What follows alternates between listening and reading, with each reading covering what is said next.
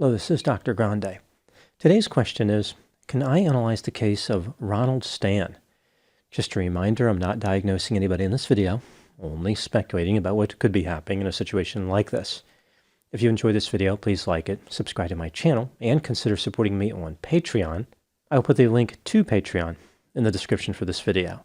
First, I'll look at the background of this case, including the timeline of the alleged crimes, then offer my analysis. Ronald Stan was born sometime around 1945.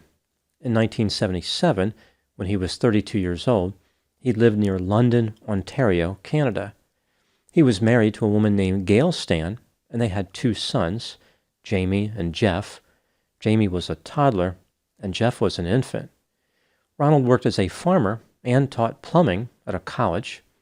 When he was teaching, he noticed that the college had a large number of women. Ronald implied that this left him overwhelmed and unable to resist cheating. One could argue that he had an inappropriately comprehensive way of teaching plumbing. Ronald ended up having multiple affairs. One of the women he had sex with was a student who was from a wealthy family. She told her mother that she wanted to marry Ronald. Her mother, in turn, called Ronald's mother. When Ronald learned about this development, he realized that he was in hot water and his marriage was going to go down the drain. His pipe dream of endless affairs was about to get flushed. Just after midnight on September 29, 1977, Ronald went into a barn on his property, which housed 70 pigs. A mysterious fire broke out in the barn, which was almost certainly set by Ronald. He ran into the forest with $3,000 that he had recently acquired from the sale of a motor vehicle. People had last seen Ronald in the barn and assumed he was still in there when it was burning. After the fire was extinguished, people found the remains of the pigs, but no human remains. Despite this, they believed that Ronald must have perished in the fire. It appeared as though Ronald's plan was successful. He convinced people that he was dead. Years later, in 1986, he was officially declared dead. After fleeing his home, Ronald took a bus to New Orleans, Louisiana, and started a new life in the French Quarter. He decided to call himself Jeff Walton. The name Jeff came from his infant son. The name Walton came from a historical drama TV series titled The Waltons. It was about a family who lived in Virginia during the Great Depression and during World War II. Apparently, the show left a positive impression on Ronald. Realizing that he was going to be in some trouble financially, Ronald decided he needed to meet a woman who had money.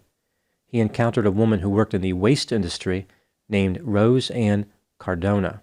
He told her that he was from Alaska, and his mother and his siblings died in an airplane crash. His father was a wealthy man, but they were on bad terms and did not communicate. He also claimed that he had fought in the Vietnam War.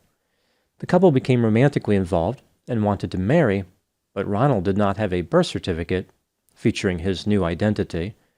As it turns out, Roseanne had a connection to the Jefferson Parish Clerk of Court.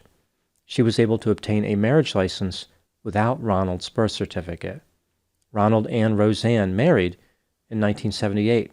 Using a Social Security number he obtained by searching obituaries, Ronald found work in the energy industry. In 1979, the couple had a son, who they named Jeff. Sometime later, Rose was injured in a collision with a commercial vehicle. She received a monetary settlement of about $500,000. Ronald was highly interested in spending this money. One item that he bought was a Pontiac Fiero, which he modified to look like a Ferrari by using a body kit. The big spending was not attractive to Roseanne, and the couple separated. It didn't take long before Ronald encountered another love interest, a self-proclaimed psychic named Holly Kelly. She had been in a 1981 issue of Playboy magazine and was highly invested in New Age beliefs. In 1993, Ronald divorced Roseanne and married Holly Kelly. He had deceived yet another romantic partner. However, Ronald started contacting family members from Canada. This led to his brother calling his residence and speaking to Holly. Now she knew that Ronald was lying, and he was not really Jeff Walton. The couple separated as a result. Ronald continued to have contact with his relatives in Canada. For example, he visited his father and brother in 1995. After his father died a few years later, he attended his funeral. Apparently, his family members, and even a few friends from when he was young, simply accepted that Ronald had faked his own death and started a new life in the United States. It does not appear as though they contacted law enforcement. Using a dating website, Ronald found a woman named Deborah Proctor. She lived in Oklahoma and worked in healthcare. They first met in April of 1999 when Ronald flew to Oklahoma for a visit. He moved to Oklahoma 3 months later and proposed. The couple married on April 23, 2000 at a popular wedding venue in Arkansas and lived in Park Hill, Oklahoma. In 2003, Ronald and Deborah went to Edmonton, Alberta, Canada for his mother's 80th birthday. He asked family members and friends to call him Jeff in an effort to maintain the ruse. For several years, Ronald continued with his life in Oklahoma. He had some difficulty with employment, but was able to work much of the time. In March of 2014, Ronald's life drastically changed when he had a stroke. Deborah wanted to access his veterans benefits, so his medical bills would be paid, but Ronald said that he had received a dishonorable discharge. In reality, he had never served in the military. Despite the financial problems, he was placed in a daytime care facility for seniors. In July of 2014, the Ontario Provincial Police reopened the investigation into Ronald Stan's disappearance. They claimed it was due to a routine audit. There's no way to know if they are telling the truth. It seems strange that they would reinvestigate this particular case so many years later. Whatever their motivation for investigating was, they discovered that Ronald Stan was alive and using the alias Jeff Walton. It wasn't too difficult to figure out. There were images of Ronald with his family members on Facebook. On August 1, 2014, the police called Deborah Proctor and told her what they had discovered. She filed for divorce on August 14. Ronald was never charged with any crime, despite having perpetrated what appears to be a massive fraud. This may have been due to his serious health problems, including vascular dementia and heart disease. Maybe law enforcement didn't think it was worth going after him if he wasn't going to survive for too long. According to a friend of his, Ronald Stan died sometime around 2019. Now moving to my analysis. Here are my thoughts on a few areas that stood out to me in this case. Item number 1, Ronald appeared to have psychopathic characteristics. He was impulsive, irresponsible, cold, callous, manipulative, and did not have remorse. Many of his behaviors demonstrated these characteristics. For example, Ronald tried to frame the barn fire as an opportunity that he used to escape, not something that he started in order to begin a new life. I think it is reasonable to believe that Ronald Stan planned his escape well in advance, and he was responsible for the fire. He was willing to kill 70 pigs in a horrible manner simply to cover his exit from Canada. From his perspective, only his feelings mattered. It didn't matter how much destruction he caused. This was simply part of Ronald's philosophy. He was without compassion or empathy. On one occasion, when his fourth wife, Deborah, was seriously ill and in the hospital, Ronald appeared to be unconcerned and did not bother to visit her. He only apologized after she recovered. Ronald was terrible with money management. Deborah discovered that he owed thousands of dollars to the IRS. He also struggled with his employment. On one occasion, Ronald lost a job after hitting a coworker. Item number 2, after starting his new life, the first thing that Ronald did was to find someone to take advantage of in the context of a romantic relationship. Ronald had no problem finding romantic companions. Many people found Ronald to be deceptive, manipulative, creepy, and untrustworthy, but a few people believed that he was charismatic and genuine. Con artists often find themselves in this type of situation. They are unable to deceive some people they encounter, but other people will believe them no matter what they say.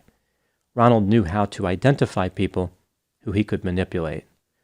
Item number 3, in addition to having psychopathic characteristics, Ronald appeared to have a high level of narcissism. He was grandiose, self-centered, had a sense of entitlement, and believed himself to be special. Ronald was determined to impress people. He said that he was a Vietnam veteran, a pilot, and played football in college. He purchased a Pontiac Fiero, which was a small, inexpensive sports car, and tried to make it look like a Ferrari. Ronald didn't care that it wasn't actually a Ferrari. To him, it was all about the image. As long as people believed he possessed items consistent with high status, he was happy. Ronald wanted people to look up to him. He craved attention. Like many people who are narcissistic, Ronald did not understand how other people perceived him. This eroded his effectiveness at manipulation. For example, one time when he went on a golfing trip with Deborah and some of her friends, it was clear that Ronald was cheating, and the methods he used were painfully obvious. They were not invited back on any more golfing trips. Item number 4. Despite his destructive and clumsy escape method, Ronald successfully created a new identity. Yet for some reason, he started making contact with friends and family in Canada.